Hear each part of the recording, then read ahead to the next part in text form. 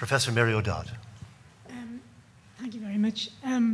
Last week we had Fergal McGarry saying, as I understood his argument correctly, that many of the people who fought in 1916 weren't even aware that they were fighting for republicanism, and that the proclamation of the 1916 proclamation only assumed an importance afterwards, and that at the time that it was a bit of an underwhelming event, that people weren't even aware that it was being read. So I was just wondering, in terms of the suffrage movement, do we have any idea of figures, or how popular was this movement, or does it only assume an importance, for historians looking back? I'm trying to identify, Myrtle, what you were saying were small groups. I mean, how many women are we talking about?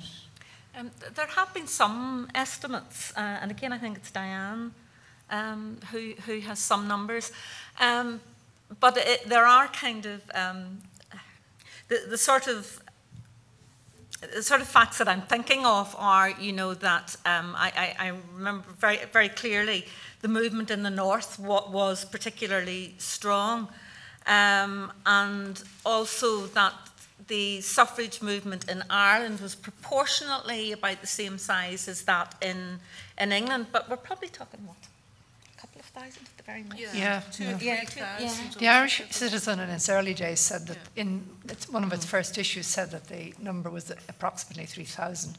Now, I take that with a little grain of salt at that stage, but we didn't have, you see, the suffrage movement tended to do best where there were large industrial centres. And that's why one of the reasons it did well up north, but there weren't many other great industrial centres compared to like the UK, where they had the mills and all that. So we didn't have the numbers that they had in the UK. But it's hard. For instance, even the Franchise League, I think there's only one annual report published with a list of members.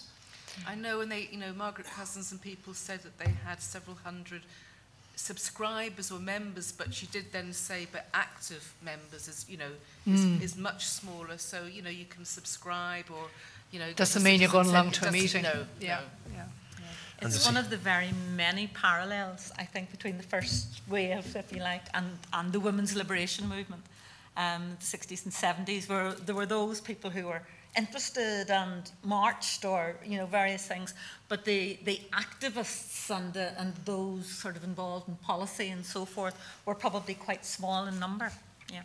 The difference would be that in the early 1970s, some of the women involved were journalists who were able to get access to the media, and even the Ulster Women's Unionist Council. One of the leading women, I forget her name, she was the wife of the editor of the Belfast Newsletter. So those photographs that you had were officially taken, I think, by some of the photographers associated with the newspaper, and they did give it publicity. So is the suffrage movement reported in a neutral way at all in any of the mainstream ones? They're all negative, sort of mocking it. Well, in the north, when they start to report, say, the court appearances, they're very vivid reporting, because there's a lot of, the women refuse to acknowledge male authority, and so, they're throwing things at the judges, they're trying to leave the court and being stopped by the police. There's a lot of description. Right. So it's not, it's lively. Obviously, it's great copy for journalists. It's not particularly disparaging or anything. It may be the odd snide comment, but it took a long time before it got to that level. I mean, that's why the Irish Citizen was formed, because they couldn't get into the papers. The papers weren't interested until things became militant. I think if you think of the newspapers at the time, you just got these little, reports of a meeting. Yeah. And then you're skirting around everywhere trying to get some detail. But as you say, it's not until, and that's the reason for much of the militancy, you had to attract attention to get the media interest. Yeah. They were looked at, I think, in the early days, certainly in the Dublin press, as kind of a focus of fun. And, fun was poked at them.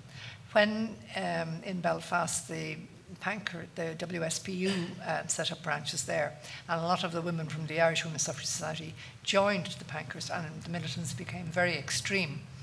Then you had more extreme behaviour in court, and I remember seeing one particular funny picture of, I think it was Gladys Evans. I think she was one of the women who had been force-fed down in Dublin, and there's a picture of her sitting behind a couple of other defendants that presumably had been up, and she's sitting like this, and the thing under the picture says, a picture of Gladys Evans taken during one of the few minutes when she was quiet.